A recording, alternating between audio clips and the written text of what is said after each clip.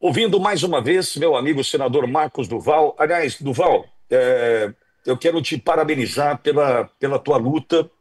Você sabe que a gente sempre te apoiou aqui na Ouro Verde, todos os momentos, mas a tua coerência, ela será, ela será reconhecida agora. O que eu estou tentando dizer aqui, Duval, é o seguinte: diante de todas as pancadas e porradas que você levou, o desprezo, zombaram de você, destruíram com a sua vida e sua família na perseguição do ministro Alexandre de Moraes. Diante de tudo que a gente viu, você conseguiu guardar algo que é muito valioso para mim, que é a coerência. E isso me fez, desde o primeiro momento, acreditar em você, acreditar que você trazia o que nós precisávamos saber e ouvir ali, embora você tenha encontrado dificuldade, né, para tentar se posicionar, para tentar dar entrevista, para tentar contar a verdade. Mas eu vou lhe dizer, Duval, tem gente muito séria te ouvindo agora, gente muito séria te compreendendo agora e sabendo que o que você fez por nós até aqui tinha sido balizado, tinha sido pautado pela verdade e pela coerência, que para mim custa muito. Então, Duval, nosso reconhecimento pelo teu trabalho desde sempre. Seja bem-vindo mais uma vez ao Verde Brasil, Duval. Duval, acho que o teu microfone está mutado. Agora sim? Duval, cadê você? Tá aí, Edson? Ok, Duval, foi, não... foi. Tá agora ouvindo? foi. Ah, Agora foi. Estou te ouvindo, Duval. Seja Pe- bem-vindo. obrigado, Vitória. Eu escutei, assim, eu fico até emocionado de escutar isso que você está dizendo, porque realmente quando o sistema sai num ataque, é um sistema que não só estava no Brasil, mas praticamente no mundo inteiro, atacando, criaram uma narrativa de que eu estava, né, meio doido e me censuraram e sumiram comigo, né? E as pessoas continuavam com essa narrativa de que Marcos, não sei o que, o Marcos. Só que eu sabia que ia chegar o momento das coisas começarem a se revelar. E comecei a dizer: aguarde dia 20 de janeiro em diante, que vocês vão começar a ver tudo que eu dizia sendo comprovado, sendo mostrado e tudo mais. Ô, Duval, inclusive é importante ressaltar e por que você aguardou o 20 de janeiro? Porque se você fizesse qualquer movimento antes, ainda na gestão Biden, que apoiava tudo isso que a gente está descobrindo agora, você estaria em cana. Não, mas, não, isso se eu tivesse ainda vivo, né? Porque a probabilidade, como estava transitando no mundo do PCC, que eu seria o próximo PC Farias. Então, era o único jeito de me calar. A censura não estava dando, porque eu tinha o parlamento, tinha lá as sessões do Senado, era me matando, de fato. Queima de arquivo. Mas o sistema, Pitoli, primeiro, voltando, agradecer imensamente. Se eu não fosse essa linha que você me deu para que eu pudesse ir soltando as informações no tempo que deveria ser, a gente não chegaria onde chegou. É claro que se eu mostrasse aqueles documentos da USAID, ainda no governo Biden, e eu sei que foi tudo montado, produzido e apoiado por ele, que estava dando todo o apoio ao Alexandre, eu seria massacrado com toda certeza. E o povo brasileiro queria que as coisas acontecessem de forma rápida, mas não é, não pode ser dessa forma. A gente tem que começar a juntar aliados. Mas o sistema não parou só no governo Biden. Vocês devem ter ouvido falar no Jorge Soros, né? Que Sim. é um bilionário. Ele tem aquela fundação Open Society Foundation. A Open Society Foundation desse bilionário também estava investindo bilhões no Brasil. Só no último ano, 2023, ele doou para a própria fundação 190 bilhões de reais. Só para vocês terem ideia. Ele doou para a própria fundação. Então, em 2016 a 2019, eu fiz umas anotações aqui, ele distribuiu muito orçamento dessa fundação para o Brasil, e eu vou dizer para quais instituições. Posso falar? Claro. Então vamos lá. Isso está documentado, porque foi apresentado um documento, eu tive acesso a esse documento que eu vou soltar para vocês aqui, conteúdo desse documento que ninguém colocou e ninguém sabe, nem sabia da existência dele. Primeiro, a OEA e o Vaca, o Vaca, né, o Pedro Vaca, o relator, ele é integrante, apoiador das Farc. Eu estive lá no país, numa missão para comprovar, antes de ele chegar ao Brasil. Peraí, comprovado. Duval está dizendo para mim que o Pedro Vaca ele é apoiador das Farc na Colômbia. Exatamente. Por isso que quando eu iniciei a minha, na verdade, eu que comecei, eu não fui nem denunciar as perseguições, eu fui sabatiná-lo. E a primeira coisa que eu falei, que é verdade, é que eu já treinei o Exército Nacional Colombiano, que é o que combate as Farc. E aí, a primeira coisa que eu falo, vou me apresentar. Antes de ser senador, eu fiz isso, isso, isso. Inclusive, treinei bastante os militares do Exército Nacional boliviano e tanto mais. Quando eu senti, aí você lê a expressão corporal, eu percebi que ele realmente ficou Você mandou um surpreso, que eu não recado. imaginava. Você mandou um recado. Mandei o recado. Quer dizer, sei do que você. Não. E ele é um repórter de extrema esquerda. E sempre dentro da OEA persegue políticos ou pessoas, né, de direita, não de esquerda, que é o que mais comete as violações. Então, esse era o histórico dele. Então, quando ele estava vindo para cá, eu tive que sair do país para poder verificar e comprovar certas informações. Foi comprovada. Aí que vem, depois desses documentos aqui, eu vou dizer uma boa notícia para todos. Então, vamos lá. Aí eu descobri que o Pedro Vaca, tem muita ligação com Jorge Soros, que apoia muito projetos de esquerda nas Américas. E aí, quando eu fui ver o investimento e tal, desde 2016, em 2019 teve um evento em Washington, e o evento em Washington, eu vou citar depois os nomes, mas deixa eu voltar para não perder a linha de raciocínio. Então, essa organização, ela mandou recursos para o Brasil, para as seguintes entidades, ONGs: Conectas Direitos Humanos, Instituto Sou da Paz, Instituto Igarapé, Fundação Henrique Cardoso, Fundação Getúlio Vargas, Instituto Alana e Associação Brasileira de Jornalismo Investigativo. Então, um dos homens mais ricos do mundo, que mais investe bilhões para crescer a esquerda e acabar com a direita, estava enviando até então recursos para essa entidade. Como não faz parte de governo, é privado, ele continua enviando, mesmo a USAID ter cortado também outros bilhões. Então, teve uma conferência chamada Challenging Brazil Democracy, que ocorreu no dia 18 e 20 de abril de 2019 nos Estados Unidos. Sabe qual era a pauta? A pauta era simplesmente a entrada de Bolsonaro na presidência da República, colocando como uma ameaça, aquelas narrativas de que para defender a Constituição, né? Então, ele seria uma grande ameaça à Constituição. Depois eu vou explicar por que eles falam muito de Constituição, para vocês poderem entender. Constituição, democracia, por que eles falam muito de democracia? E aí teve esse evento. Esse evento, olha quem estava participando. Esse evento tinha professores, alunos de Harvard, tinha ativistas sociais, culturais, todos analisando a situação da entrada do presidente Bolsonaro em 2019. Teve outro evento que, após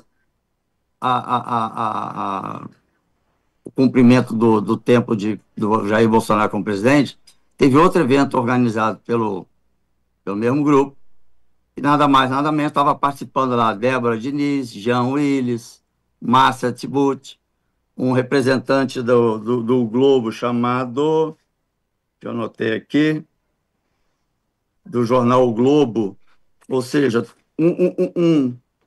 um aparato para tentar frear o Bolsonaro de uma forma inacreditável. E aí, quando eu comecei a fazer essa denúncia na OEA, na Comissão Interamericana de Direitos Humanos, e não tinha resposta, eu falei para o relator. Eles disseram assim, não, então você manda os documentos e tal. Eu falei, pera um pouquinho, eu tenho mandado documento desde o dia 9 de janeiro, como testemunha. E quando eu comecei a denunciar e dizer que o presidente Bolsonaro nunca fez movimento de tomada de poder, nesse sentido, muito pelo contrário, ele estava estudando a Constituição para ver o que ele poderia fazer, porque ele também já sabia. Um presidente da República tem informações sigilosas que vêm de várias partes do mundo. Então, ele tinha informações de que houve uma violação nas eleições. Só que ninguém acreditava, falava que a urna era segura e tudo mais.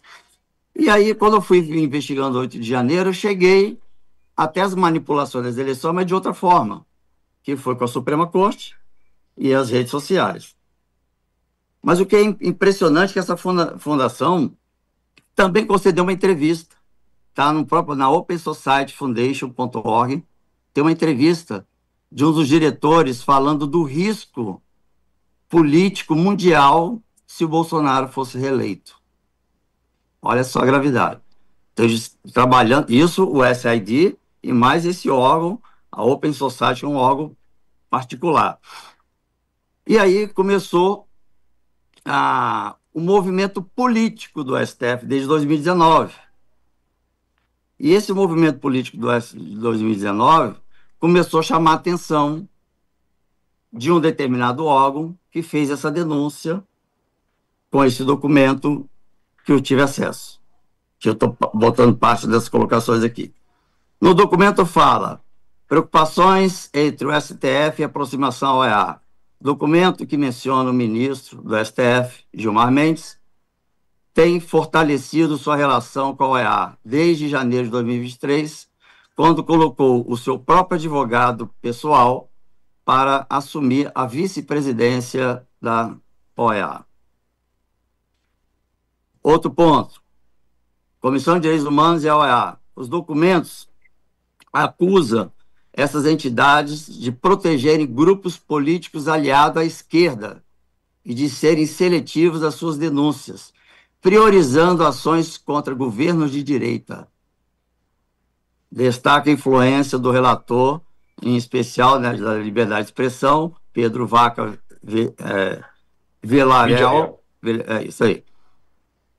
E documentos com a conivência dele com o STF.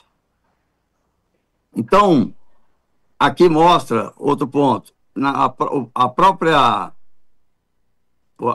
STF, ele começou desde 2019, se aproximar e fazer um movimento político internacional para o projeto que era não ter mais presidente de direita. Isso o Bolsonaro entrando, tranquilo ainda. Então, por isso que explica as viagens do STF, de ministros em órgãos, em eventos internacionais, muitos ligados à Open Society Foundation ou pela USAID. Então, tinha um órgão do governo com bilhões e um órgão privado com bilhões. Ô, Duval, e inclusive viagens dos ministros do Supremo, muitas vezes, para eventos onde era barrada a entrada da imprensa. Eu me lembro perfeitamente que nós tivemos alguns, né, em especial me lembro de um em Londres, onde foi barrada a entrada da imprensa, ou seja, a gente pode começar a concluir aqui o que acontecia com portas fechadas, né, Duval? Exato. O documento é muito claro na luta para o Bolsonaro não ser reeleito. E aí, quando eu fui avançando na investigação, e confirmei a relação do relator com as Farc e que ele é extrema esquerda e só fez denúncias em governo de direita, eu comecei a falar até aqui da minha preocupação que não ia dar em nada.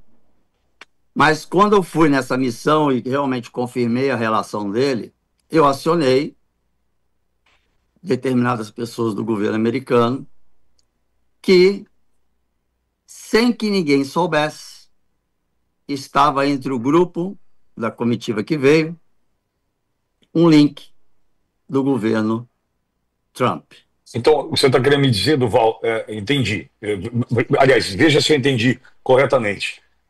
No meio dessa comitiva que trouxe para o Brasil Pedro Vaca, existe um membro do governo Trump, é isso? Exatamente. Velado, eu não posso dizer o nome. Paralelo, é isso? Que pode fazer um Oi? relatório paralelo, isso? A gente pode Ele come... concluir isso? Eu tenho um vídeo dele confrontando, porque como ele veio com uma comitiva, que ele faz parte também de uma organização americana. Aham. Então, essa organização americana sempre teve um link com a OEA.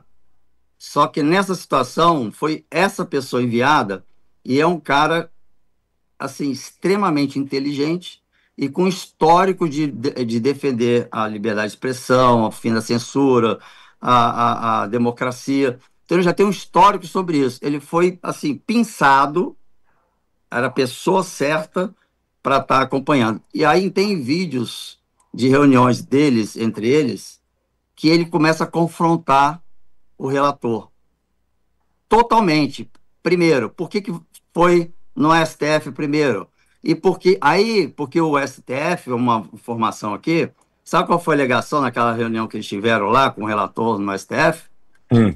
Que tudo isso aconteceu depois do dia 8 de janeiro, quando o Alexandre de Moraes recebeu várias ameaças de morte.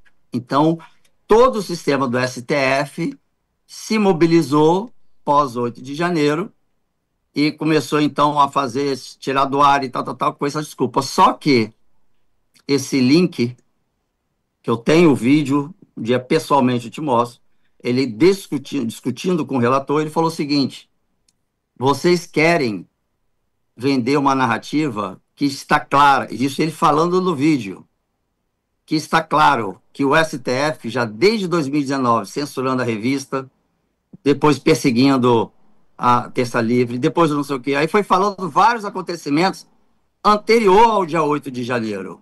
E disse, 8 de janeiro, a desculpa que o ministro Alexandre de Moraes deu, que tudo começou por conta de 8 de janeiro, cai em terra, porque os depoimentos que nós ouvimos dos parlamentares e dos advogados dos presos políticos e que estão sendo violados, censurados, desmente essa fala de Alexandre de Moraes. Então ele confrontou o relator, foi por isso que o relator começou a falar que realmente tem muitas coisas aqui que a gente precisa avaliar, porque até então ele ia vir só para ouvir e montar um relatório em defesa do Alexandre para o Tribunal Duval, Penal Internacional. Só Duval, que, pum, entrou essa pessoa. E então vai agora tudo mudar. Tudo vai mudar. deixa eu fazer uma pergunta para você. Ontem, o Pedro Vaca, surpreendentemente, esteve com o presidente Bolsonaro. 50 minutos. Eu tirei uma conclusão e queria te ouvir até para validar ou não a conclusão que eu tirei. Entendo eu que se o Pedro Vaca coloca na sua agenda oficial uma visita ao presidente Bolsonaro, quem ouviu por 50 minutos, ele não pode deixar de citar o que o presidente Bolsonaro trouxe como informação para ele, em especial da perseguição sofrida pelo presidente Bolsonaro diante de todos os abusos cometidos pelo ministro Alexandre de Moraes. Então, eu entendo o seguinte, Duval, se o Pedro Vaca teve a disposição para ir até o presidente Bolsonaro, ouvi-lo por 50 minutos, não tem como ele não colocar o Bolsonaro no relatório, concorda? Então, é isso que fez a diferença da presença desse link que um dia a gente pode revelar. Eu posso soltar o áudio para vocês escutarem, para não identificar a pessoa e nada. Posso mudar a voz, mas eu mando para vocês de exclusividade. Ele debatendo, questionando o relator. Então, o que aconteceu? Ele pressionou para que o relator começasse a ser imparcial. E aí o relator, então, de fato, começou a ouvir pessoas. Porque eu disse para o relator: como é que eu estou desde 2003 mandando documentos para vocês. Nenhum foi respondido. Aí vem o governo, que é o suspeito, que é o autor dos crimes. Faz um convite para vocês. Aí vocês vêm para cá. Quer dizer que o próprio bandido convida a polícia para bater um papo e depois que a polícia vai escutar quem foi a vítima. E aí a pessoa X, que estava na comitiva, começou a ver que, de fato, a viagem da comitiva era uma viagem, não era imparcial, era parcial.